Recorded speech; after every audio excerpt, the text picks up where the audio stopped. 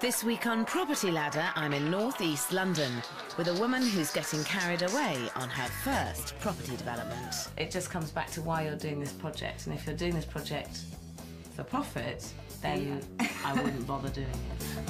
But nothing will stand in the way of her and her vision. Not even me. How are you doing on the budget? Rubbish. Really? It's catastrophic.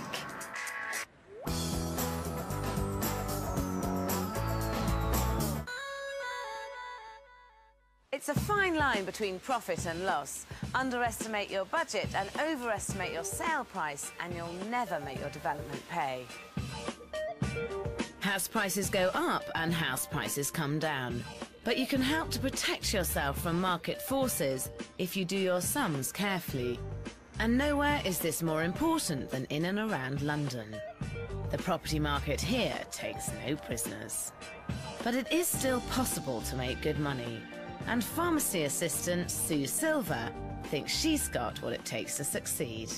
I would like my end product to be finished superbly, and that if you bought the house, you could just walk into it with your friends or your family and they'd just go, wow, this is the place to live. With a passion for interior design and doing up dolls' houses, Sue's got no shortage of creative ideas. The trouble is, with a huge mortgage on her own home, she has a serious cash flow problem. So she's teamed up with her long-term friend Aubrey, who's going to fund her property developing career. They've just completed on their first property, this Victorian terrace in Chingford, North East London. Sue chose it, Aubrey paid for it, and they're going to split the profits 50-50. And this is it? This is what you bought? This is what we've bought. So how is this site going to run? Who's going to be on site every day? I'm going to project manage this and do quite a bit of the work on it. And Aubrey, are you going to do anything on site? I'm going to be at work worrying that everything's going well here. Right, so you're not here at all? Virtually not at all. And you're going to be here every day? Every day. With no written contract, Aubrey is prepared to trust Sue to manage his investment. How much did you pay for it?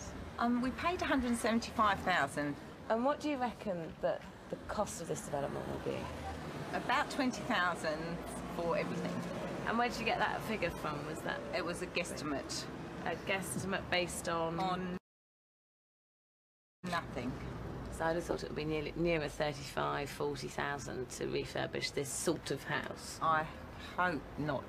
A guesstimate is a bad starting point in any development. There's a huge amount of work involved in modernising old terraces. There's hardly ever a decent bathroom, which means redesigning the layout and sorting out the plumbing. On top of that, you'll need a new kitchen, new electrics, and often new windows. Not to mention redecoration, and this almost always means replastering. It's a mistake to think that a small property will only need a small budget. They bought the house for £175,000. They've set aside £20,000 for the renovation, which will also be funded by Aubrey.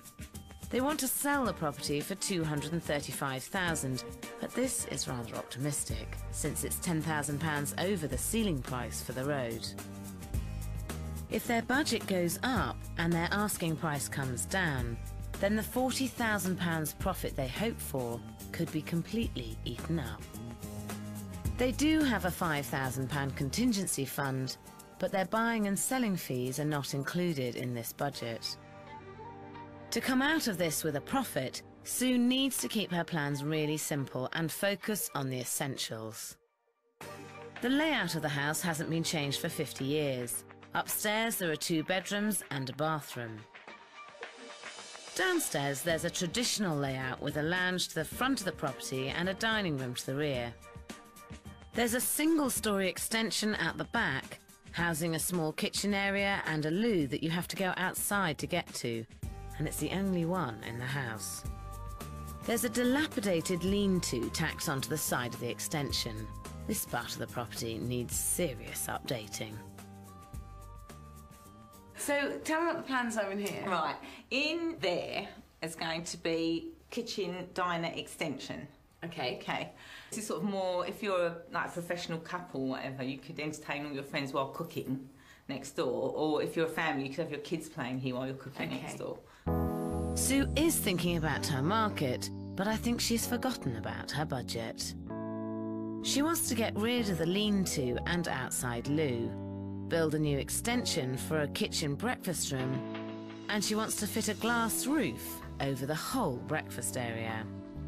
But she only has £5,000 in her budget for the extension, and only 4 times that for the whole development.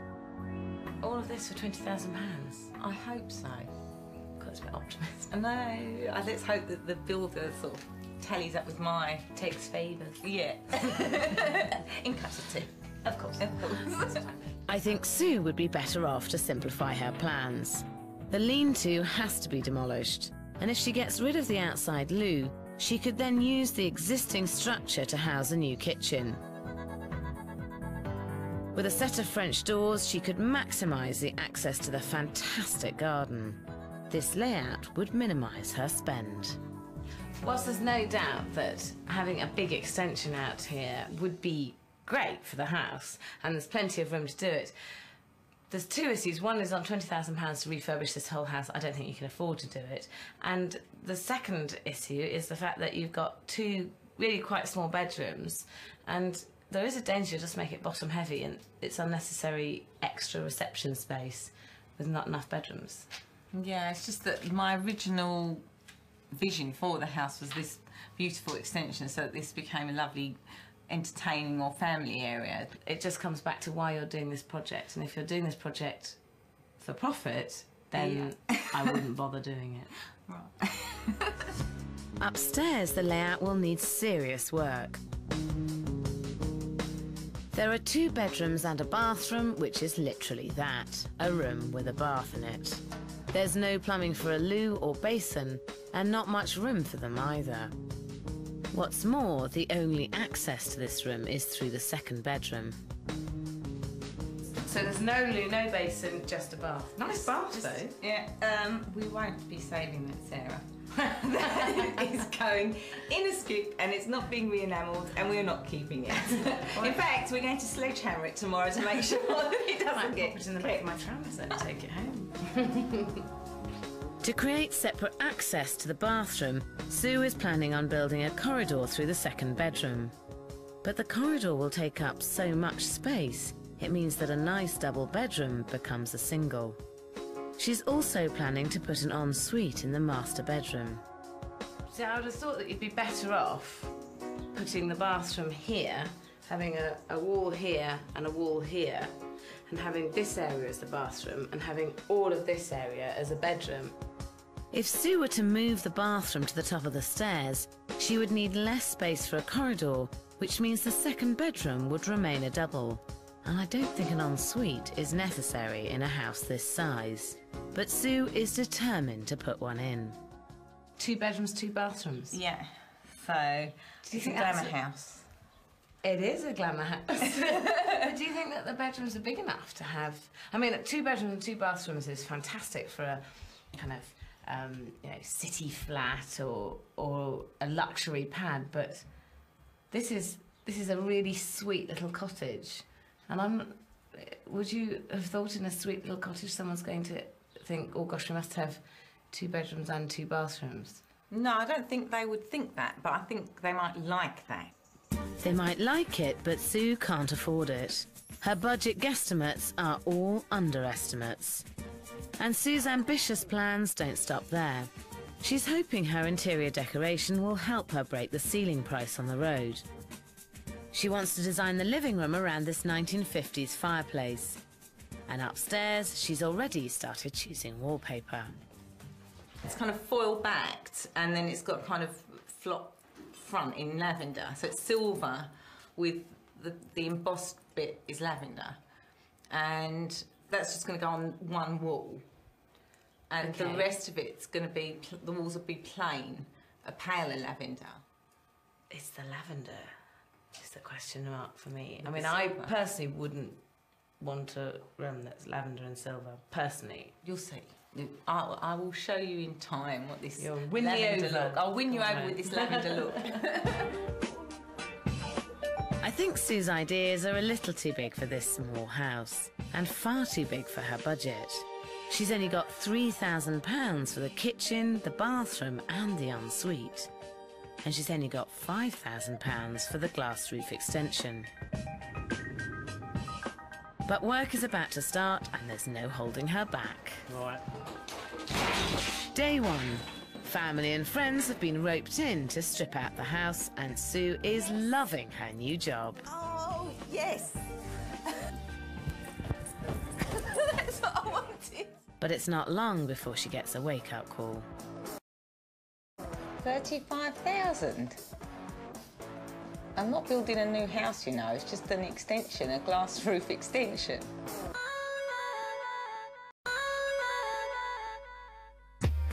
Ex-pharmacy assistant Sue Silver and dentist Aubrey Gottlieb are putting their 27-year friendship to the test and taking their first step on the property developing ladder.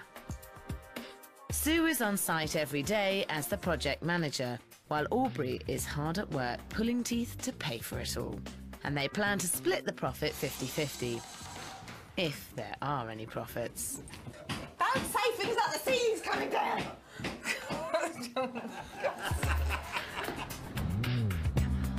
This 2 Up 2 Down in Chingford is to be the start of Sue and Aubrey's property developing empire. Sue's given up her job to devote herself full-time to her new career. While lots of developers are steering clear of the London property market at the moment, Sue is super confident. And her enthusiasm is infectious. Almost everyone she knows is getting involved.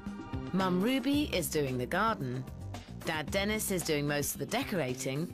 The electrician is her cousin Richard, and Clifford the plumber is an old school friend who's known the family for years. It can be a recipe for disaster working with family and friends, but Sue thinks she knows how to make it run smoothly. Well, I'm paying everybody that's involved in the project because it is a business venture.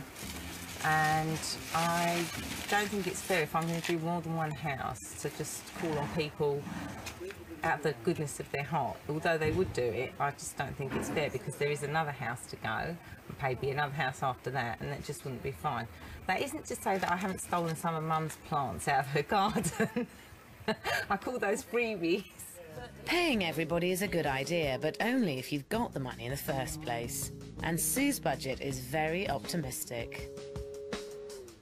She's allowed £1,000 for the architect, £3,000 for the plumbing and heating, £2,000 for new electrics throughout the house, £2,000 to replace the windows with double glazing, £3,000 for the new kitchen and bathrooms, £3,000 for the decor and flooring, £1,000 for the garden and labour, and £5,000 for all the building work, making a total of £20,000.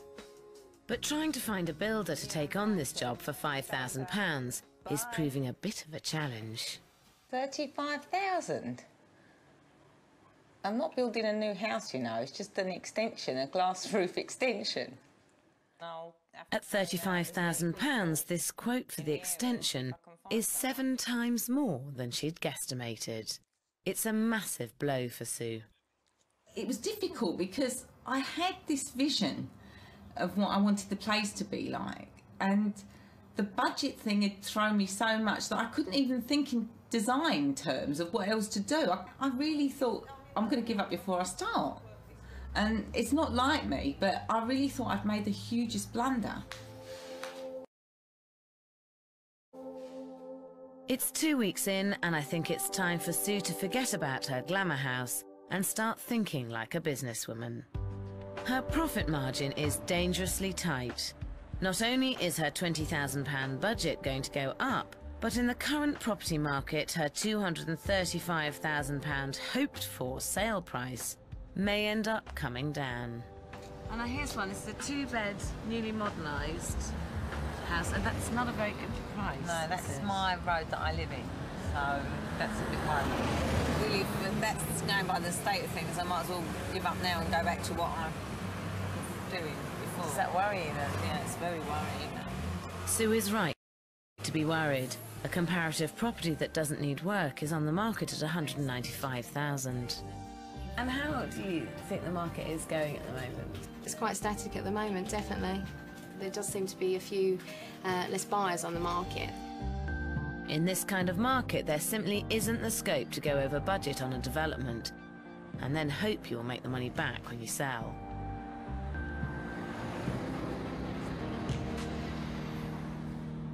After a careful rethink, Sue has scaled back her plans.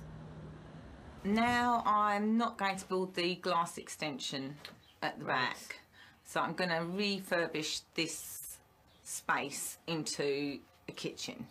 And what about the end wall? What are you going to do there?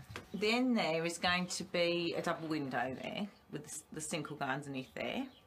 Okay. And there'll be another double window here.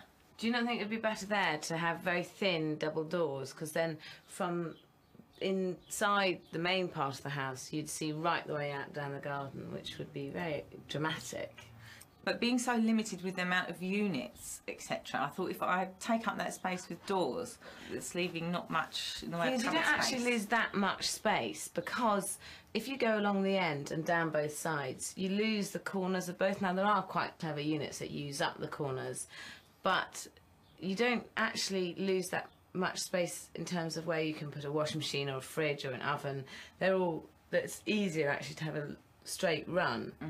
And I think it would be much more effective to be able to have them wide open, opening right down that beautiful big garden, so you really get the full effect of it. But I think we're going to have to agree to differ.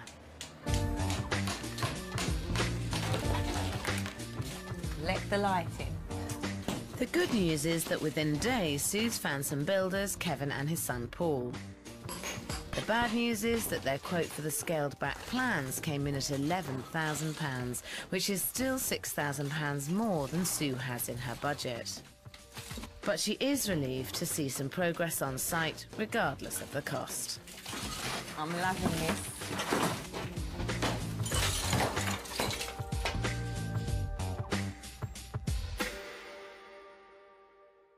Upstairs, the plumbers are hard at work. Sue has abandoned her plans for an ensuite, which will save her a few £100s. But she still wants to fit the bathroom in the room where the bath was. And that means building a long corridor through the second bedroom, which is a terrible waste of space. Will we get the bath through this corridor? It's the turn on here, I suppose, but yeah, I would say so, yeah. Yeah. The bath may fit through the corridor, but I don't know how it's going to fit in the bathroom. Getting the layout to work in this long, narrow space is going to be a challenge, especially since she's back to her old trick of guesstimating. Loo was supposed to be about here, wasn't it? By the end of the day, the pipework is down, but it looks like Sue might have got her layout wrong. Cousin Richard thinks there isn't enough legroom around the loo. I don't think it's the pipework. I think it's just a relationship between the wall and the end of the toilet. The room is not that wide, so to put the toilet there, even if the pipework was back to the wall, isn't going to give you a gate to the room. Yeah. Well, I'll wait for Clifford to come. If he's not happy with it, then he will move it or shift it or something. Sue really should have measured up the bathroom accurately before she had the pipework laid. But although she hasn't yet figured out how her bathroom layout is going to work, she's going ahead and building the new corridor to get to it.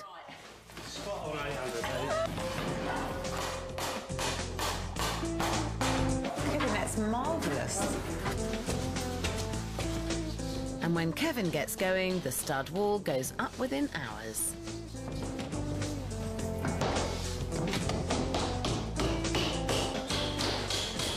We have a corridor.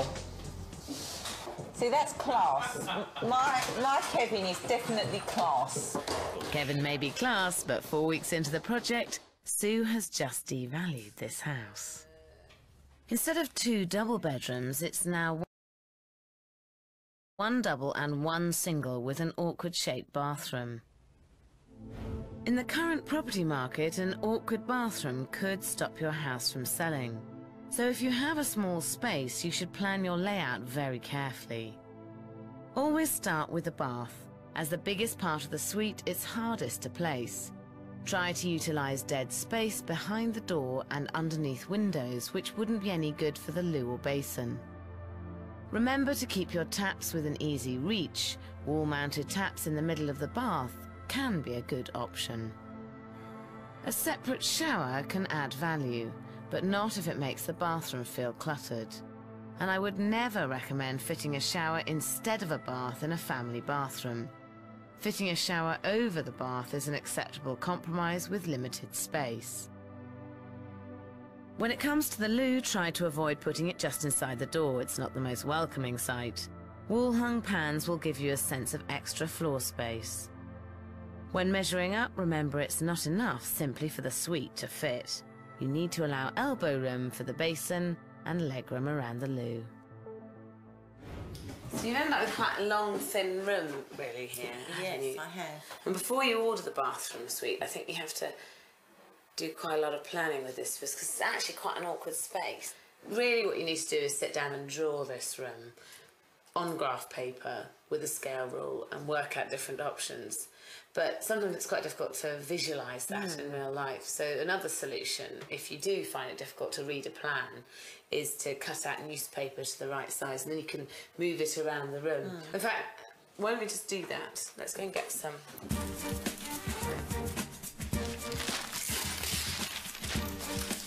We're making a bath. Okay, why don't we start with you showing me where the layout was going to be that you were originally thinking. This is the corner bath, so that would be the corner bath. And then you'd have the pan system here. Sue wants to fit a corner bath, a separate shower, a vanity unit, a basin and a loo into this room. But I think this will look very cluttered. To make the most of the space in this bathroom, she should really fit a shower over a conventional bath and forget about the corner bath. One alternative might be to put the bath in this corner here, like that, the pan down here, and the basin there, which would then mean that you've got, this is a really nice space on its own at the end.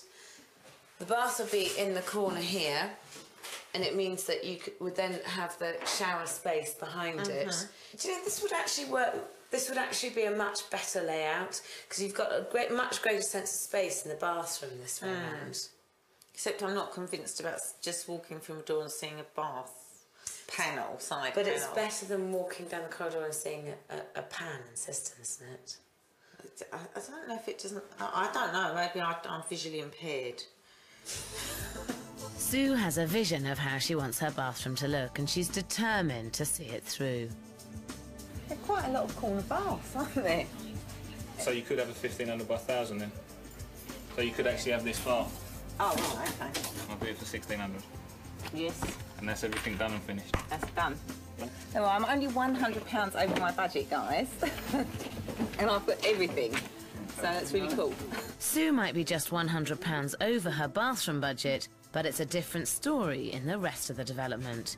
She's 6 weeks into the project and she's already spent nearly all of Aubrey's £20,000 renovation budget, which is giving Aubrey food for thought. Considering the amount of money it costs to repair and restore a house like that, is Sue in a business where she can make profit? Anyone can make money developing property. Can Sue do it? I do think that you could do more work on organising your budget, because unless the costs stack up, the project won't stack up. How are you doing on the budget? Rubbish. Oh, really? Yes, compared to my original guesstimate, which was a guesstimate before, you know, quotes and things, it's catastrophic. So you started at 20,000 when you were originally planning, and so what is it? I think it will finish at 32. There's a lot at stake here, isn't there, if you don't make any money?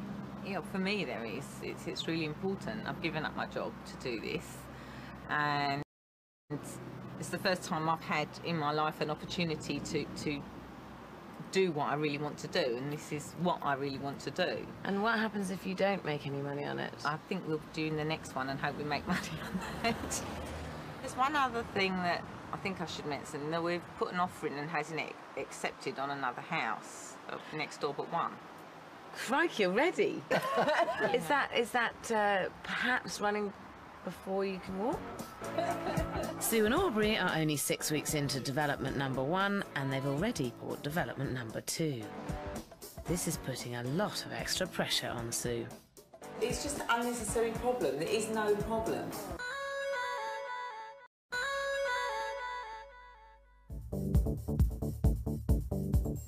It's 7 weeks into Sue Silver's first property development, and it's all systems go. Old walls have come down, new walls have gone up. Fireplaces have been revealed, windows have been replaced. Her mum and dad have been working miracles in the garden, and even the chimneys have been swept.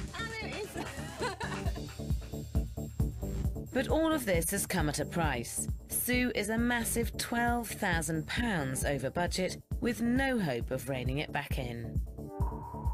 So it's not brilliant timing to get business partner Aubrey to invest another £200,000 in a second property 2 doors down. Yeah.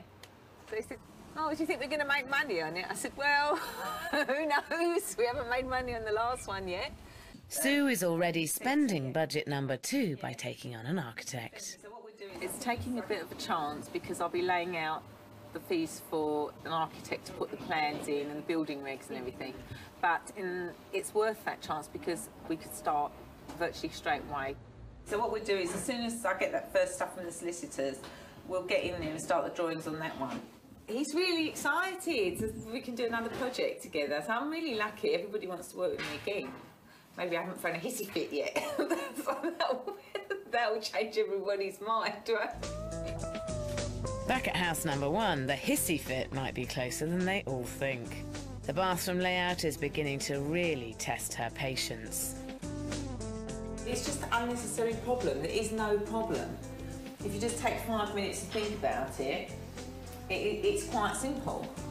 Sue had the pipework laid before she measured up for the bathroom, and then she bought the bathroom suite before she rearranged the pipework. Now the plumber is saying the vanity unit won't fit. I just said it looks like it might need a carpenter to alter the vanity unit and the toilet box unit, as it were, because it looks like it's all the wrong way round. If Clifford's not and his company think it's a problem to put in a vanity and a toilet, then he can just do the central heating and leave, and I'll get somebody else in who can do it. But sacking the plumber halfway through the project is the last thing that Sue should be thinking of. But lucky for her, Clifford is willing to stretch to a spot of carpentry to keep the peace. We can just take that out and then lose that middle bit, yeah, and then take off that, whatever, 30 centimetres or whatever it is. Yeah, that would give you a lot more room. So yeah, okay. That's feasible, yeah. So I didn't panic you too much, did I? Yeah. Telling me I need carpenters and he had a heart attack. I didn't know the experience with a carpenter on Saturday. Right. So Sue and Clifford are still friends. The bathroom is fitted, complete with corner bath, and Sue is very happy. That's perfect. Downstairs, the builders are trying to fit the kitchen, and here it's the breakfast bar that's the sticking point. So you'll get through there all right.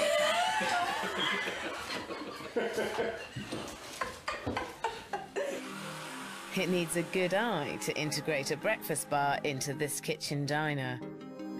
Take about 2 off. So you want it overhanging quite? Yeah. I'm not sure Sue's quite cracked it.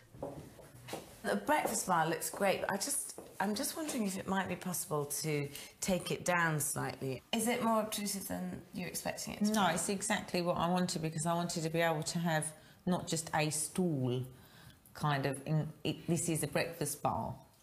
I wanted it to be a breakfast bar, so that you can actually have 3 stools at least.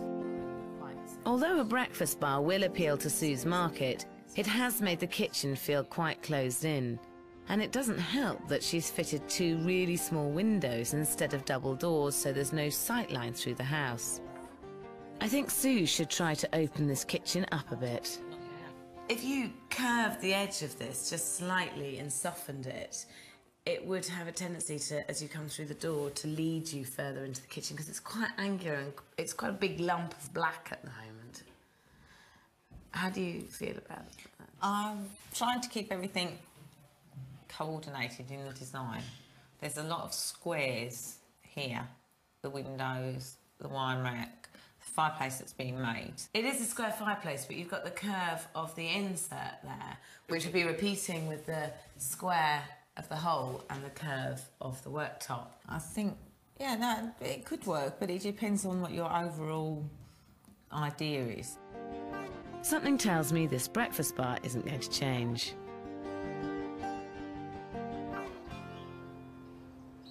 The next day, the builders are supposed to be starting work on the patio, but there's a problem. Well, it's not in the right direction. Well, that's their problem, isn't it? Not yeah, but that's what I'm saying is you can't build this. No, I'm not going to. Well, we could build all this, just don't put all the drain in. See? There's never been a loo upstairs, and the drains need to be set up for one. Otherwise, the waste will flow into the manhole the wrong way and it will get blocked up. But Sue doesn't seem bothered. Oh, There's a joke here somewhere. How many builders do you take to look down a manhole? Yeah. Do something like that. It's not my problem. I'm not a plumber. Exactly. No, It's the plumber's problem. It's Cliff's problem. Yeah. Sue may not be a plumber, but as a project manager, she needs to take responsibility for every problem on site and get it sorted. But instead of waiting for Clifford the plumber to come around, Sue gets the builders to go ahead and lay the patio. Within 24 hours, there's a beautiful new patio, but not for long.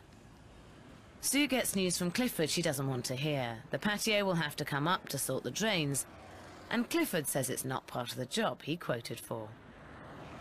Then it's trying to say, well, we don't do underground work and we don't do this and we don't do that. But if I've told you I need a toilet and it's obvious you need a toilet in the house and the toilet's got to be connected to something, then I don't think that's my problem or fault. Within the estimate, I did actually put in writing that any groundwork, subsequent groundwork needed for the proper drainage from the new bathroom would not be included in this estimate. All I can do is be reasonable and say, well, I'll bear the cost of taking the patio up and putting it down if that's my mistake in putting the patio down. But as for where the work is concerned, that isn't down to me. As project manager, it's Sue's job to know exactly which jobs have been quoted for and which haven't. But Sue isn't taking any responsibility for her part in this mix-up. Despite the fact that Clifford has done all the work he quoted for, she's decided to withhold the last part of his payment. But the whole issue was, Clifford, if something needed doing and you didn't do it, you should have said to me, right, you do need this to get the toilet working, and got the relevant people or added it on or whatever. Sue should be remaining professional, but instead she makes it personal. Do not walk away from my money, OK? No, because we've heard all about you, Clifford. Heard all about me, have you? Yes. Oh, right, OK. We have. And as far as I'm concerned, take me to court. I'm going to have to because I want my money. And it's going to cost you in the long run. No, it won't cost me, it will cost you. It will cost your reputation dearly. I've been in business a long time. I've never advertised and I've got a good reputation. Well, so you won't I've have got nothing after to I've do. finished. But if Sue ends up in court, it could cost her. Legal battles with tradesmen should be avoided wherever possible, and this one could easily be sorted out. But before things go any further, Kevin and John step in with an idea that could solve the soil pipe problem.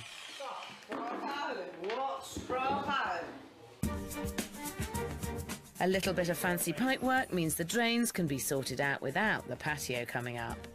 If the patio had been dug up and new drains laid, it would have cost about £400. Kevin's solution? £6.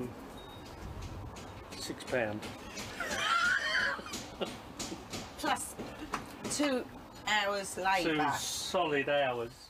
Luckily, Kevin's pipework satisfies the building inspector, so Sue can finally move on, and she needs to. With just 2 weeks to go before the house goes on the market, she needs to get decorating fast. She's not short of ideas and is still hoping to break the ceiling price on the road. This is how I ideally like to do a house. So you thought you'd start small? I start work your way small, up. yeah. If I had a house that I could do myself, I'd have a whole Victorian house like this. Really? Yeah. For months, Sue has been fine-tuning how she wants her development to look. But I can't say often enough that in a small terrace, less is more. You were talking about having purple flock wallpaper on a silver backing. Yeah, it's quite a modern version on a flock. So it's Oh my word, look at that. a trendy, contemporary version. Of Indian restaurant. Yeah. I mean, it's terribly feminine. Do you think it can really carry in this area? It's only going to be on a wall, so it's the bed head wall that will be on to give it a focal point, if you like. And the rest of the room is going to be very plain. But one man's plain is another man's plain ugly. I'm worried that the look Sue is creating might not be to everyone's taste. She's considering borrowing a white leather table and chairs for the dining area and a massive white leather sofa for the front room. But I think she needs to tone things down a bit, especially in a buyer's market. I would be tempted to go with a slightly more mainstream and slightly less of a statement, the brown furniture, rather than this large white leather furniture. I want to show her how her development could look, with very little effort or expense. The developer of this property has paid to have it dressed for sale. For the cost of about £100 a week, you can have a whole house decked out with furniture. They will put all the furniture in, arrange it, and take it all out at the end. It has the massive advantage of the fact that it means that you don't have to store furniture between developments. You can get the right sized furniture for that particular development. It does save money in the long run. And do they have things like washing machines, dishwashers, fridge freezers? Some companies do, yes. So they'll be able to completely kit out a house. One really good solution, which I've used in the past, is that if you aren't going to sell the machine with the house, and you want to put a washing machine in a hole, they're very heavy to keep moving in and out.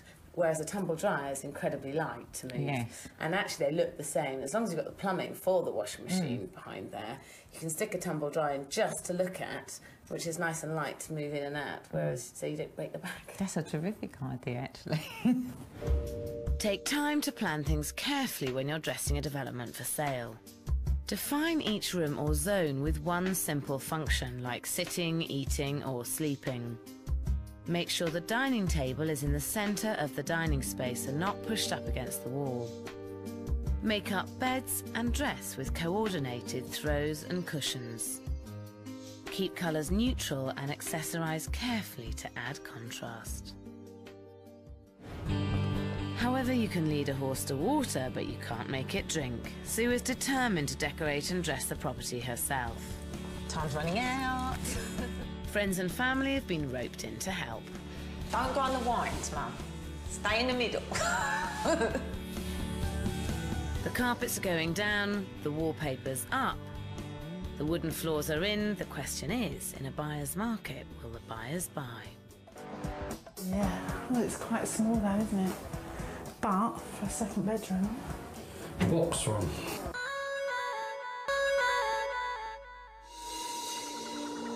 Sue Silver gave herself 12 weeks to transform this two-bedroom terrace property in Chingford. She's managed it in 11, and the house is ready to go back on the market. Overall, I'm really pleased with it, and I've enjoyed it. The house is unrecognisable. The front room looks bright and spacious, and thankfully there's not a white leather sofa in sight. But I do think Sue's missed a trick by not replacing this 1950s fireplace with a Victorian one. Next door, the kitchen dining room is very striking. Even without the glass roof extension, this room is flooded with natural daylight. And it's really dressed to impress Sue's young professional and family markets. God, well, this is going to be certainly why someone buys the house, this room, isn't it? And you can imagine hanging out in here. Yeah. Great. I still think it's a bit of a shame that you don't see more of the garden from here and you only see the garden through the little windows. But this is going to be a really nice space to live in, isn't it? I would like it. However, upstairs, the layout is much less successful, and I think Sue has got this badly wrong. The new bathroom is a huge improvement on the old one, but I think it feels cluttered and that Sue has tried to squeeze too much in. I have to admit, I'm not a corner bath fan. I mean, I think the issue with it is some people won't like it, but there may well be people who do really like it, and you may well be exactly right. The people who come around here will be the ones who love it, and I hope they are. So do I. I could always get in the shower, couldn't I? Yeah, or just not look at it. Yeah. Yeah. But the worst thing about Sue's upstairs layout is that thanks to the new corridor, the second double bedroom is now a single, which is a huge no-no in developing terms, and it will have a knock-on effect on the value of the house. I think this room looks great, but it is very much a single bedroom, and it's really annoying for me to say it, but if the bathroom had gone here, you would have had the extra space with the bit of corridor in a bedroom this size to fit a double bedroom in here. But, I mean, even in this space, I think you could have fitted a 4-foot occasional double bed. Is there a reason that you didn't do that? Not really. I mean, it was just, I've just put in what's available. In the master bedroom, Sue has indulged herself. The flocked wallpaper and lilac walls are so feminine that they could alienate the male half of her market, which she really can't afford to do. But I think furnishing this room fully would help it sell. I've tried selling houses dressed in all different ways, either empty or with just beds, or beds and wardrobes. And the most successful is if you show people where they can put a bed and where they can put a wardrobe. Because if you don't put both in, there'll always be some viewer that says, oh, where can I fit the bed in and how can I fit a wardrobe in? I'm always worried about where I'm going to put these things afterwards, and there seems to be so many things at the moment. There is a possibility that you might have to just leave the wardrobe or chuck it, but it's part of the cost of development. The most impressive thing about this development is how quickly it came together. 11 weeks ago, this house was run down and worn out. In record time, Sue and her team of relations, friends and builders have turned it into a modern family home. But although she was spot on with her schedule, her budget guesstimates were some way off.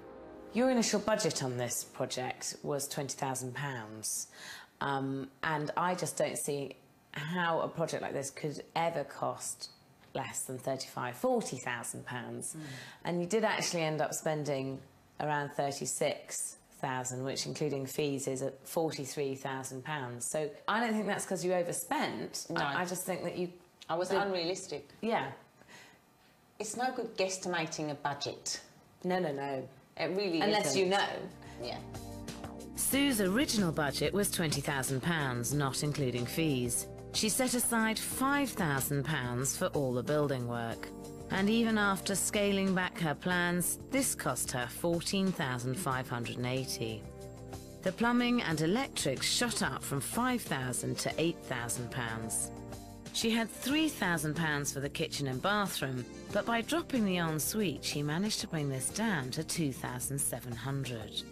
Windows and flooring rose from £3,000 to £4,099. She budgeted £2,500 for the garden and decor, which rose to £3,120. Labour costs rose from £1,500 to £4,240.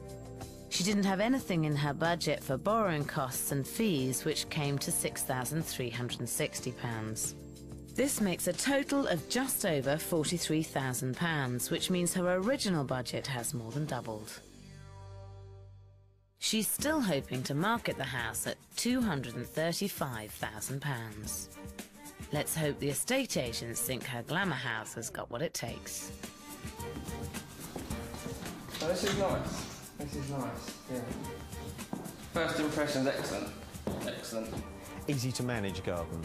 Because our young professionals, they don't like cutting any grass. They don't like going out on the lawnmower, so the shingles works very well. Oh, wow.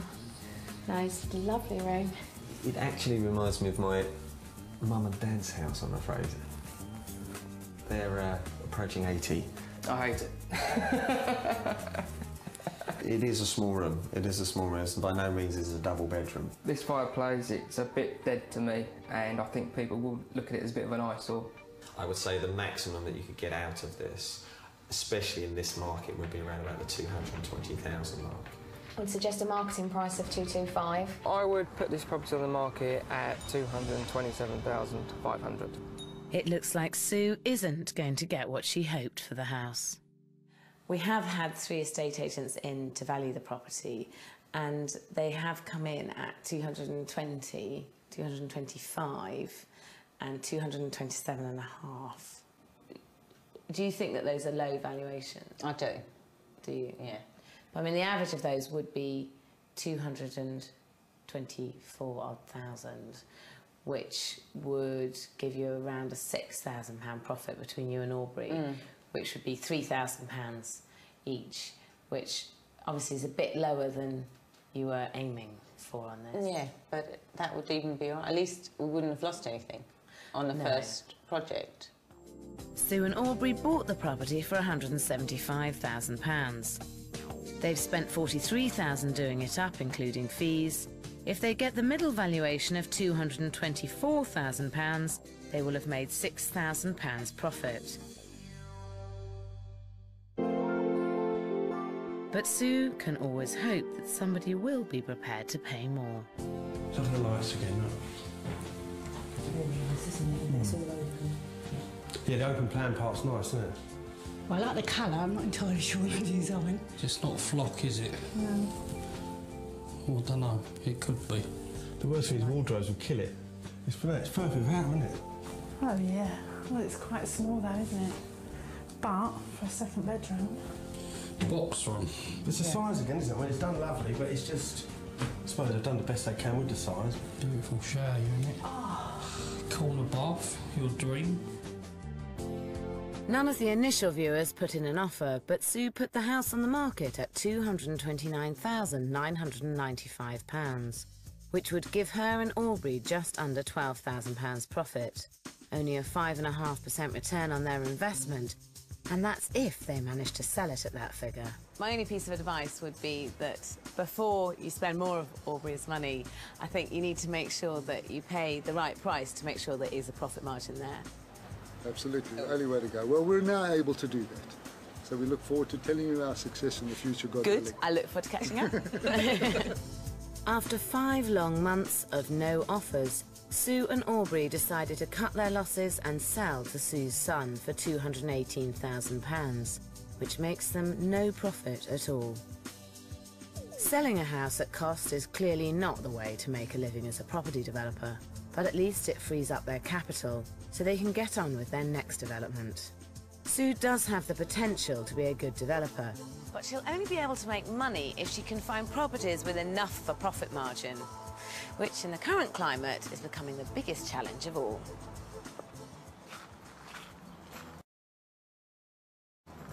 Next week, I'm in Wellingborough with a couple whose arguing is threatening to take over the project. Well, I'm male, so I'm going to win. I don't think so. I don't think so. No, you'll think you're going to win. It's scary how much it is changing us as people.